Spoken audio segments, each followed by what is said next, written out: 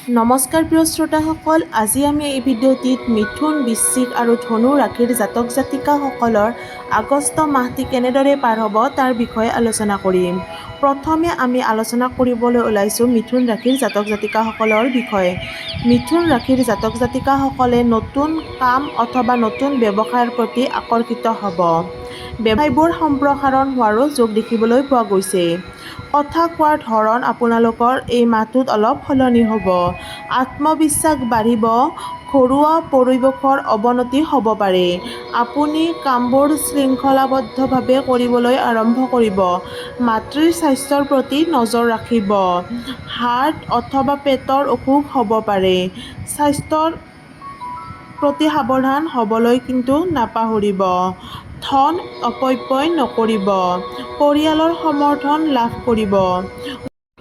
দ্বিতীয়তে আমি আলোচনা কৰিবলৈ ওলাইছোঁ বৃশ্চিক ৰাশিৰ বিষয়ে। বৃশ্চিক ৰাশিৰ জাতক জাতিকাসকলৰ বাবে এই মাহটো অত্যন্ত শুভ। স্বাস্থ্যৰ প্ৰতি আপোনালোকে নজৰ ৰাখিব। বিৰোধীৰ পৰা সাৱধান হ'ব। পৈতৃক সম্পত্তিৰ লগত জড়িত বাদ বিবাদ সমাপ্ত ঘটিব। শান্তিৰে থাকিলে সকলো কাম সম্পন্ন কৰিব পাৰিব। কিবা মান সন্মানো পাব পাৰে। মাতৃৰ সহায় লাভ কৰিব। স্বাস্থ্যৰ প্ৰয়োজন অনুসৰি ডক্তৰৰ সহায় ল'ব। সঞ্চয়ৰ ধন বাঢ়িব। তৃতীয়তে আমি আলোচনা কৰিবলৈ ওলাইছোঁ ধনু ৰাশিৰ বিষয়ে।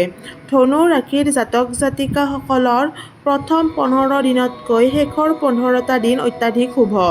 কামৰ সময়ত নিৰ্ণয় বহুত ভাবি চিন্তিহে ল'ব। কাজিয়া নকৰিব।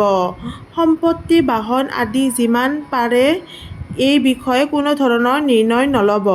আপোনালোকে যদি সম্পত্তিৰ ওপৰত কিবা নিৰ্ণয় ল'বলগীয়া আছে তেতিয়া এমাহ পিছুৱাই ল'ব পাৰে। ব্যৱসায়ত শুভ। ঋণাত্মক চিন্তা নকৰিব। মানসিক অশান্তি হ'ব পাৰে। পৰিয়ালক সহায় কৰিবলৈ চেষ্টা কৰক। বেংকৰ লগত জড়িত কামসমূহ সম্পন্ন হ'ব।